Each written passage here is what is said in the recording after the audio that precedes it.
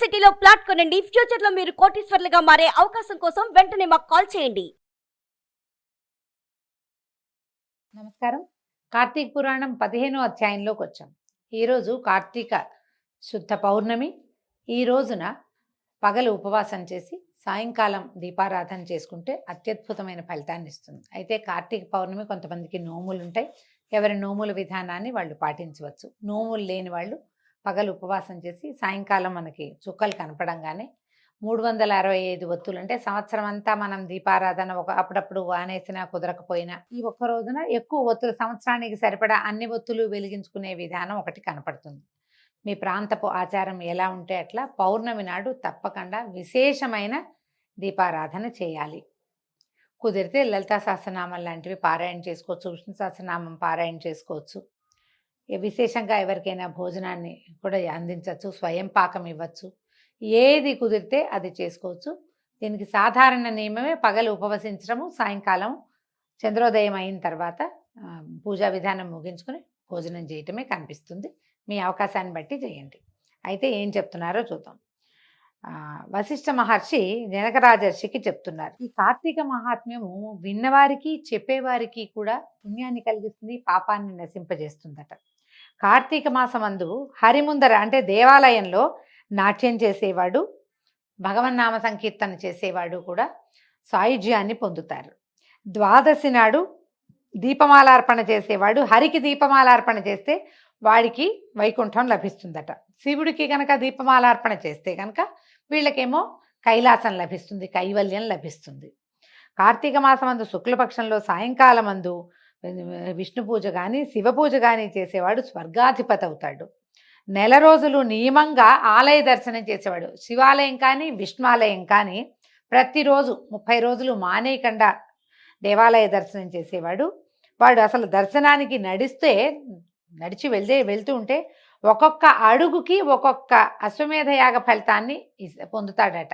మన ఇంటి నుంచి దేవాలయానికి నడిచి వెళ్తాం కదా, ఆ దూరాల్లో ఒక్కొక్క అడుగుకి ఒక్కొక్క అశ్వమేధ యాగ ఫలితం వస్తుంది. కార్తీక మాసమందు దేవాలయానికి వెళ్ళి దైవాన్ని దర్శించేవాడు. ఒకవేళ ఒక్కొక్కసారి ఏమవుతుంది, రోడ్డు మీదే మనకి దేవాలయం కనపడుతూ ఉంటుంది. దేవాలయాలు కనిపిస్తాయి, అక్కడ ఒక్క అడుగు ఆగి మనం వెళ్ళేటప్పుడు ఇట్లా ఇట్లా ఇట్లా అంటారు. చాలా మంది ముదు కూడా పెట్టుకుంటారు.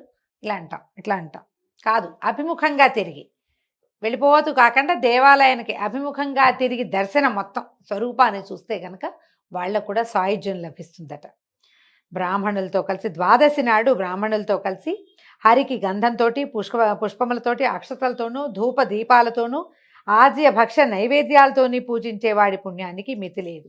మనం దీనికి ఏం చెప్పుకుంటున్నాం అంటే, వనభోజనం చేసేటప్పుడు తప్పకుండా ఆరాధన జరిపించుకోవాలట. రుద్రాభిషేకం కుదిరితే చేయొచ్చు. సాలగ్రామ ఆరాధన ఉసిరి చెట్టు కింద విశేషమైన ఫలితాన్ని ఇస్తుంది. అందరితో కలిసి ఆయనకు సమర్పించి అక్కడే వంటలు చేసి ఆ వంటని నివేదన చేసి ఆ నివేదన చేసిన ప్రసాదాన్ని అందరికీ వడ్డించి వాళ్ళందరూ భోజనం చేస్తే అత్యద్భుతమైన ఫలితం లభిస్తుందట. తర్వాత శుక్ల ద్వాదశి నాడు విష్ణువాలయమందు కానీ శివాలయమందు కానీ దీపములు వెలిగించి సమర్పించిన వాడు విమానం ఎక్కి దేవతా బృందంతో కొనియాడబడుతూ దైవలోకాన్ని చేరుకుంటాడు. కార్తీక మాసము నెల రోజులు దీపం పెట్టలేనివాడు శుక్ల ద్వాదశి నాడు, చతుర్దశి నాడు, పూర్ణిమ నాడు కనీసం 3 రోజులు ఆయన దీపం పెట్టాలట.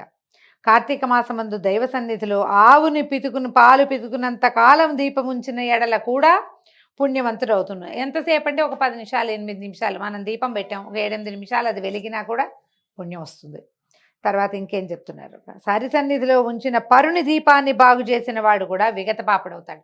ఎవరో దీపం పెట్టారు, ప్రమిద నిండా నూనె ఉంది, దీపం మలిగిపోతుంది లేదా వెనక్కి ఒత్తి జారిపోయింది, ఒక్కోసారి కొడిగట్టి ఆరిపోతుంది కదా, మన గాలి తగిలి దీపం కొండెక్కుతుంది కదా, అలాంటప్పుడు వాళ్ళు పెట్టిన దీపమైనా కొద్దిగా ఎగసం దూసిన కొంచెం మన చేతిలో ఉన్న దీపంతో ఆ దీపాన్ని వెలిగించినా కూడా పాపాలు పోతాయట. ఇగో దీపం నశిస్తే దాన్ని తిరిగి వెలిగించేవాడు కూడా దారుణమైన పాపాలు పోగొట్టుకుంటాడు. దీంట్లో ఒక ప్రత్యేకమైన పూర్వగాథ ఉందట. దీన్ని వింటేనే పాపం నశిస్తుందట. చూద్దాం ఏం చెప్పారు. సావధానంగా వినండి. పూర్వమందు సరస్వతి తీరంలో సృష్టి మొదలు పూజా నైవేద్యాలు లేక జీర్ణించినటువంటి ఒక పరమ పురాతన విష్ణువాలయం ఒకటి ఉండేదట. కార్తీక స్నానార్థము కర్మనిష్ఠుడకు ఒక యతీశ్వరుడు ఈ సరస్వతీ నదీ తీరానికి వచ్చాడు. వచ్చి ఇది ఏకాంతంగా తపస్సుకి అనుకూలంగా ఉన్నదని ఎంచి ఆ జీర్ణాలయం అందున్నటువంటి ధూళిని దుమ్ము ధూళి అంతా శుభ్రం చేసి అక్కడ ఇక్కడ అకటావికటంగా ఉన్నటువంటి చెట్ల కొమ్మలు అవి కొట్టేసి బూజులు తుడిచి శుభ్రం చేశాడు. తర్వాత ఏం చేశాడు, దగ్గరలో అంటే ఇలా అంతా నీళ్లు చల్లి తుడిచాడు. తుడిచిన తర్వాత చుట్టూతా ఉన్న గ్రామాలు చూశాడు. దగ్గరలో ఉన్న గ్రామానికి వెళ్ళి నూనె 12 దీపపాత్రలు అంటే ప్రమిదలు తెచ్చి దీపాలు వెలిగించి హరికి సమర్పించి ఈయన తపస్సులో ఉన్నాడు, సమాధిలో ఉన్నాడు. అంటే బహుశా మెడిటేషన్ చేసుకుంటాడనమాట, ధ్యానంలో ఉన్నాడు. యతీశ్వరుడు ఇట్లు చేయుచుండగా కార్తీక శుక్ల ద్వాదశి నాడు రాత్రి ఒక ఎలుక ఆహారం కోసం తిరుగుతూ విష్ణువుకు ప్రదక్షిణం చేసి మెల్లిగా ఈ దీపాల దగ్గరికి చేరింది. ఎలుక వచ్చిన తోడనే జ్వాల తగ్గిపోయి అది అక్కడికి వచ్చి జ్వాల తగ్గిపోయి కేవలం ఒత్తితో ఉన్నటువంటి పాత్రను చూసి దాని దగ్గరనే జ్వాలతో కూడినటువంటి ఒత్తిని చూసి అందున్న నూనెని భక్షించి దాన్ని తీసుకుని జ్వాల లేని ఒత్తిని కూడా గ్రహించిందట. అందులో జ్వాలతో ఉన్న ఒత్తి సంపర్కం వల్ల జ్వాల లేని ఒత్తి కూడా అంటుకుంది. ఇది లాక్కొచ్చింది, దీనికేమో జ్వాల ఉంది, ఆ ఒత్తి పుచ్చుకొచ్చింది. ఈ రెండో పక్కనేమో వెలిగి లేదు, దీపం కోణ మలిగిపోయింది. ఈ ఒత్తితోటి ఎలుక ఈడ్చుకొచ్చిన ఒత్తితోటి ఆ మలిగిపోయిన దీపం కూడా అంటుకుని వెలిగిందనమాట. వెలిగేసరికలు మండేసరికలు రెండు కలిసి భగ్గుమని మంట పెద్దది వచ్చింది. దాంతో ఇది కంగారు పడి ఎలుక భగ్గుమనేసరికి ఇంకా అందులో ఉన్న నూనెని పీల్చలేకపోయింది, వదిలిపెట్టేసింది.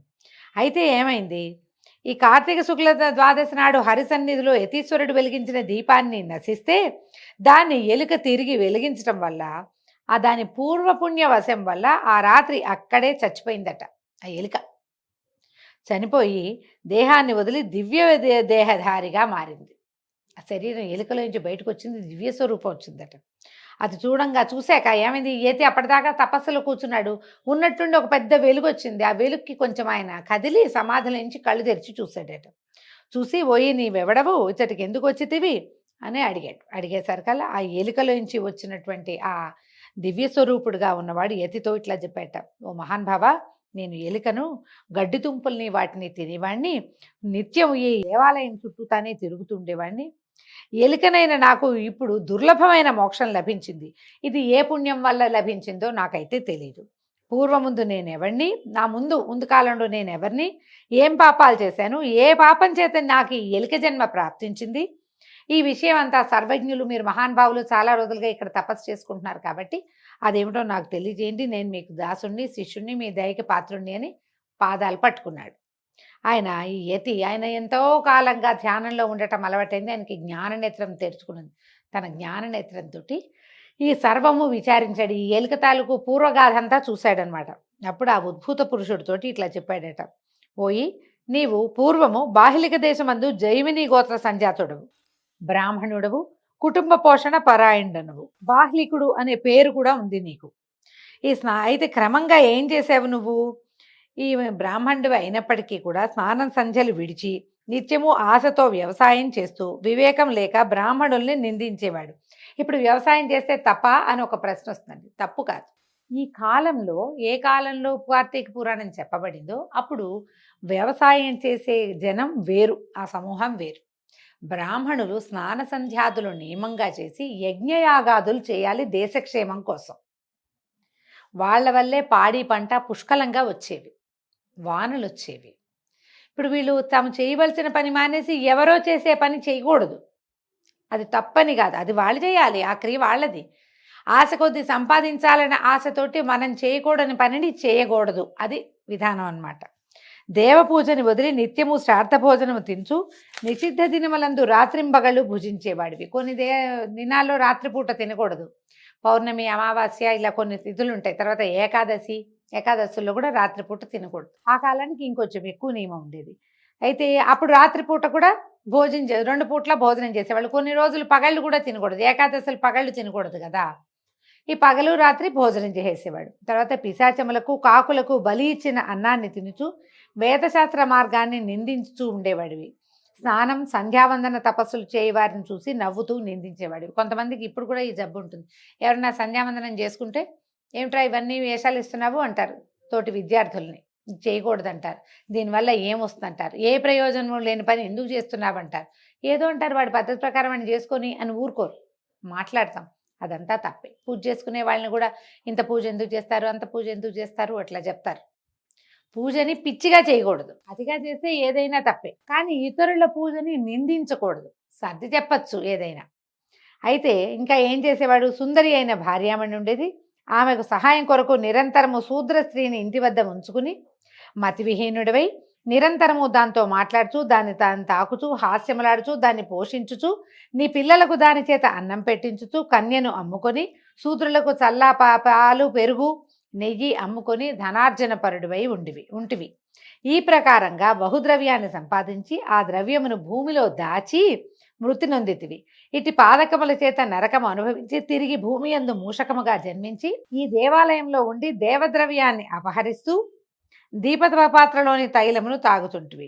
దైవవశం వలన ఈ దినమున నా చేత పెట్టబడిన దీపములు నశించిన దానిని నీవు వెలిగించితివి గనుక ఆ పుణ్యము చేత మూషకత్వం పోయి నీకు దివ్య రూపం కలిగింది. ముందు కూడా నువ్వు ఏంటంటే దీనివల్ల హరిభక్తిని కలిగి శాశ్వతంగా వైకుంఠంలో ఉంటావు అని ఈ ప్రకారంగా హరి ఈ యతి చెప్పినటువంటి మాటలు విన్నటువంటి ఆ ఎలుక నుంచి పైకి వచ్చినటువంటి పురుషుడు యతికి నమస్కరించి ఆజ్ఞ తీసుకుని పాపములను నశింపచేయు సరస్వతి నదికి పోయి త్రయోదశి, చతుర్దశి, పూర్ణిమ ఈ మూడు దినాల్లోనూ స్నానం చేసి ఆ మహిమ చేత జ్ఞానవంతుడై ప్రతి సంవత్సరము కార్తీక వ్రతం చేసి తన్మహిమ వలన అంతమందు సాయుధ్యముక్తిని పొందాడు. కాబట్టి కార్తీక శుక్ల ద్వాదశి నాడు భగవత్పరాయణుడై స్నానదాన పూజ దీపమాలార్పణాధికారులు చేయవాడు హరికి ప్రీతుడై పాతకముక్తుడై సాయుధ్యాన్ని పొందుతాడు అని చెప్పబడింది.